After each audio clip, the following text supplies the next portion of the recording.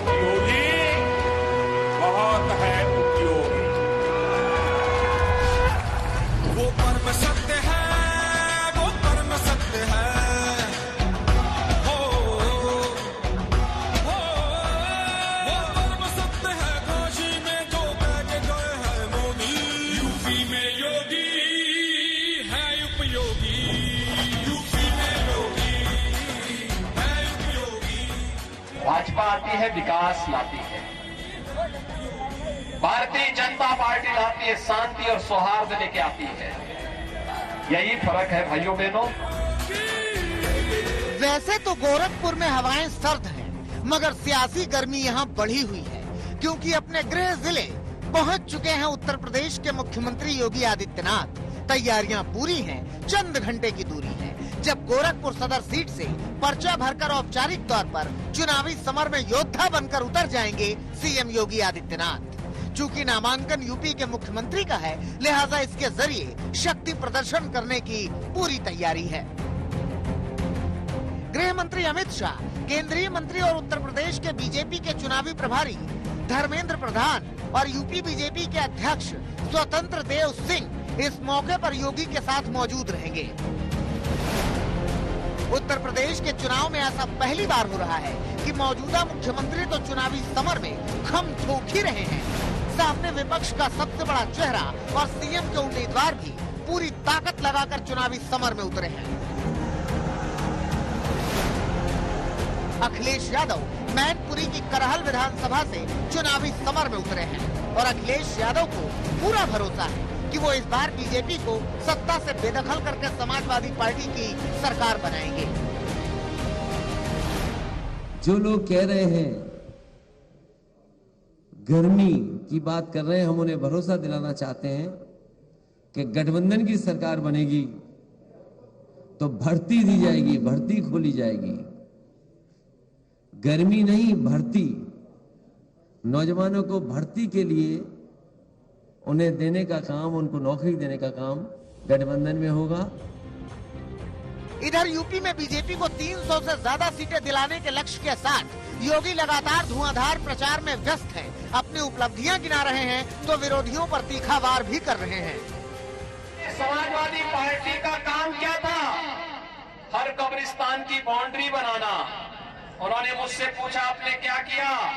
मैंने कहा देखो भाई, भगवान ने आपके लिए कब्रिस्तान प्यारा किया है, मेरे लिए तो हमारे धाम ही पवित्र हैं। हम अपने धामों का पुनरुद्धार करेंगे, ब्रज तीर्थ विकास परिषद का गठन करेंगे। वे लोग करते थे सफाई महोत्सव, उसमें न राग था, न रंग था, न भाव थी, न भाषा था। लेकिन जब हमसे पूछा क्या क्या करेंगे, तो मैंने हेमा जी से ही पूछा। हेमा जी ने कहा कि अयोध्या में दीपोत्सव का कार्यक्रम करवाइए और बरसाना में रंगोत्सव का कार्यक्रम होना चाहिए। राधा रानी का एक कार्यक्रम में जुड़ जाएगा। योगी गोरखपुर की जंग में उतरे, उससे पहले उनके सियासी सफर पर एक नजर डालिए जो शानदार रहा है। महज 26 साल की उम्र में वो 1998 में 12वीं लोकसभा के सबसे कम उम्र के सदस्य बने। गोरखपुर से वो लगातार 5 बार 1998, 1999, 2004, 2009 और 2014 में लोकसभा के लिए चुने गए। 2017 में यूपी का मुख्यमंत्री बनने के बाद वो विधान परिषद के सदस्य बन गए। यानी ये योगी का पहला विधानसभा चुनाव है। गोरखपुर सदर उनके लिए सुरक्षित सीट मानी जा रही है, भले ही विपक्ष उनके इस सीट से चुनाव लड़ने पर तंज कस रहे हैं। भारतीय जनता पार्टी सोच रही है कि गलती तो नहीं करती उन्हें मुख्यमंत्री बना करके। तो ये जो मुख्यमंत्री जी के अंदर गर्मी आ रही है, वो इसलिए गर्मी आ रही है कि ये टिकट जगह जगह मांग रहे थे, इनकी मनपसंद टिकट उन्हें नहीं मिली, उन्हें वापस उन्हें घर भेज दिया गया है। प्रधानमंत्री जी ने इन्हें पैदल पैदल चलाया। जो पैदल पैदल चल रहे हैं वो बेदल हैं। विपक्ष भले ही तीर चलाए, मगर योगी आदित्यनाथ के नामांकन में केंद्रीय गृह मंत्री अमित शाह की मौजूदगी उसके आरोपों का जवाब है। तमाम सभाओं में अमित शाह योगी के कामकाज की तारीफ कर रहे हैं। माफिया 3 ही जगह है, या तो उत्तर प्रदेश के बाहर है, या तो जेल में है, या तो अखिलेश यादव की सूची में विधायक बनने के लिए। और कहीं माफिया नहीं है। माफियाओं को उल्टा कर सीधा करने का काम हमारे प्रदेश के मुख्यमंत्री योगी आदित्यनाथ ने। अब मुख्यमंत्री योगी गोरखपुर सदर विधानसभा सीट से नामांकन करेंगे। अपर जिलाधिकारी के रूम नंबर 24 में उनके साथ अमित शाह और प्रदेश प्रभारी धर्मेंद्र प्रधान मौजूद रहेंगे।